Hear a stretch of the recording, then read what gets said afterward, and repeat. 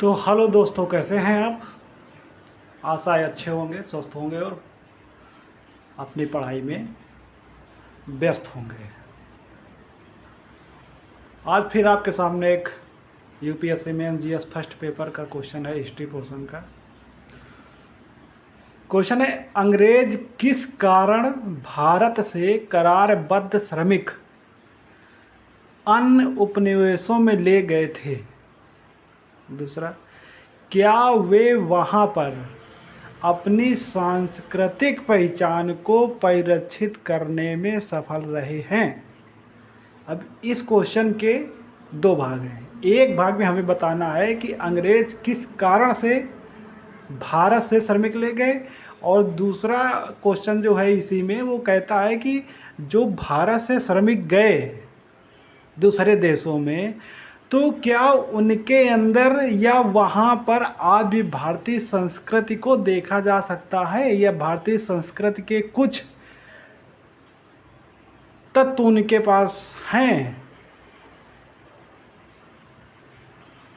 हालांकि अगर क्वेश्चन पूछा गया तो आप लोग एक बात बिल्कुल खुले तौर पे समझ लीजिए कि यूपीएससी जब भी क्वेश्चन पूछता है तो उसका वर्तमान से लिंक जरूर होता है। अगर पास्ट से उठाया है तो वर्तमान से लिंक जरूर होता है, और उसके अपने बेनिफिट्स भी होते हैं। अगर बेनिफिट नहीं होगा तो यूपीएससी क्वेश्चन नहीं उठाता है। अब आइए पहले क्वेश्चन को देखते हैं कि अंग्रेज किस कारण भारत से करारबद्ध श्रमिक अन्य उपनिवेशों में ले गए हैं। तो ये तो आप लोगों को पता ही है कि सबसे पहले औद्योगिक क्रांति इंग्लैंड में हुई, और जब औद्योगिक क्रांति हुई, वस्तुएं खपत से ज़्यादा बनने लगी, तो उसके लिए मार्केट की ज़रूरत थी। तो मार्केट के लिए इन लोगों ने दूसरे देश में जाके अपने उपनिवेश स्थापित किए।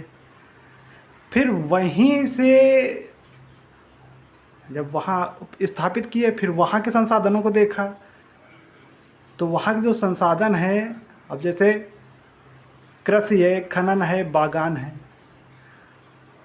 तो यहाँ पे काम करने वालों की या श्रमिकों की ज़रूरत थी। तो वहाँ पे काम करने के लिए इन्होंने जो है भारत से करारबद्ध श्रमिकों को ले गए, और लेने के जानते हैं मतलब ले गए, और वहाँ वेतन के नाम पे इनको सिर्फ खाना और रहना होता था, बस बाकी कुछ देते नहीं थे। तो ये मामला हो गया कि औद्योगिक क्रांति की वजह थी जो भारत से गए।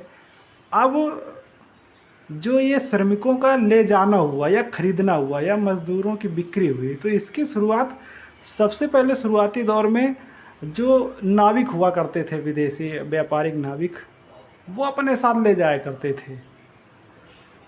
तो ये कारण रहा कि भारत से श्रमबद्ध जो है श्रमिक अंग्रेज जो ले गए करारबद्ध तरीके से।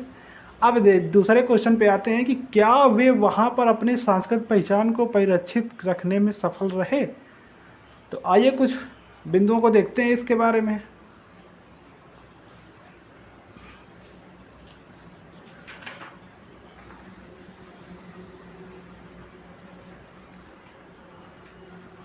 अब चूंकि वर्तमान की संस्कृत तो ग्लोबल कल्चर है, समन्वित संस्कृत चल रही है, पता नहीं चल रहा है किस देश की वेशभूषा, खान पान और रहन सहन किस देश में हो रहा है, लेकिन उसके बावजूद कुछ पार्टिकुलर आइडेंटिटी हैं जिसको हम देख के पहचान सकते हैं कि इसका जो मूल निवास स्थान होगा वो कहाँ का होगा। तो सबसे पहले देख लेते हैं इंडोनेशिया का मामला।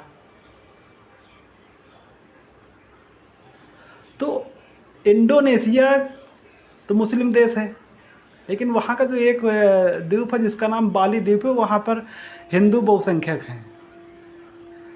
तो यहाँ की आप जानते हैं। तो इंडोनेशिया में जो कि एक मुस्लिम कंट्री है, यहाँ की जो एयरलाइंस है उसका नाम गरुड़ रखा हुआ है।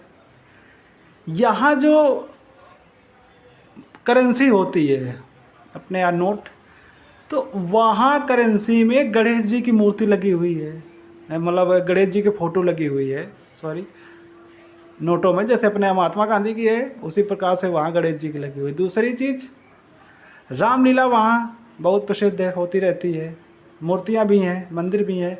तो इन सब चीज़ों को देख के ये सब सबूत प्रस्तुत करते हैं कि वो लोग यहाँ से गए और वहाँ आज भी अपनी भारतीय संस्कृति से जुड़े हुए हैं। अब आते हैं दूसरे देश, मॉरिशस। मॉरिशस में रामायण बहुत प्रसिद्ध है और लोगों की आस्था को रामायण से या धार्मिक संस्कृति से बहुत गहराई से अटैचमेंट है या जुड़ी हुई है। अब जब भारत में कोई धार्मिक कार्यक्रम होता है, जलसा होता है, तो मॉरिशस से लोग सिर्फ भारतीय कार्यक्रमों को देखने आते हैं कि जो धार्मिक कार्यक्रम हो रहा है कि भाई भारत में हो रहा है तो चलो चल के देखते हैं। तो इससे भी देखा जा सकता है उनका लगाव और भारतीय संस्कृति को। दूसरी चीज़, वहाँ के सिनेमा घरों, बसों, सिनेमा घरों, जैसे सिनेमा हॉल हो गए और बस अड्डों का नाम हो गया, आदि के नाम वहाँ पर भारतीय विषयों पे रखे जाते हैं।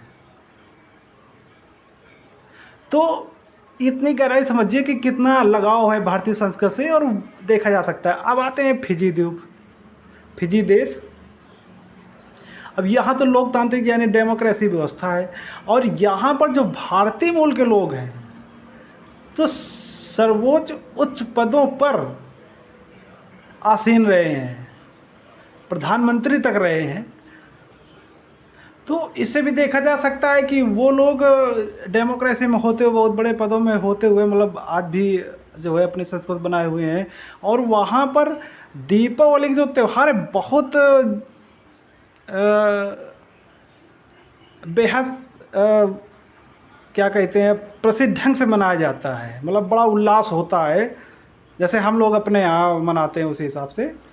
और वहाँ पर आप जाएंगे तो वहाँ पर जैसे अपने यहाँ आरतियाँ और हनुमान चालीसा होती है तो ये साक्षात वहाँ देखा जा सकता है। तो ये भी इंडिकेट करती है कि आज भी वहाँ के लोग जो यहाँ से गए वो भारतीय संस्कृति से सीधे तौर पर जुड़े हुए हैं। अब भाई कनाडा क्या कहना, अगर जनसंख्या सेंसस करा लिया जाए तो पता चल जाएगा कितने वहाँ भारतीय मूल के लोग हैं। तो कनाडा में भी आप मक्के की रोटी और सरसों का साग बहुतायत में देख सकते हैं और लोगों को पसंद भी है। और लस्सी, जैसे हम लोग लस्सी के लिए प्रसिद्ध हैं। और जो भांगड़ा डांस अपने यहाँ बहुत प्रचलित है, गिद्धा। तो ये सब बिल्कुल स्पष्ट रूप से देखा जा सकता है और लोगों की बड़ी रुचि है इनमें। तो हम ये देख सकते हैं। इसी प्रकार से अफ्रीकी देशों में भी हम भारतीय कल्चर को देख सकते हैं। जाके तो इन कुछ बिंदुओं से स्पष्ट हो जाता है कि जो लोग यहाँ से गए उन्होंने आज तक अपनी पहचान को बनाए रखा है और ये इंटरनेशनल रिलेशन पे बहुत मायने रखता है। तो ये इसके कुछ की पॉइंट थे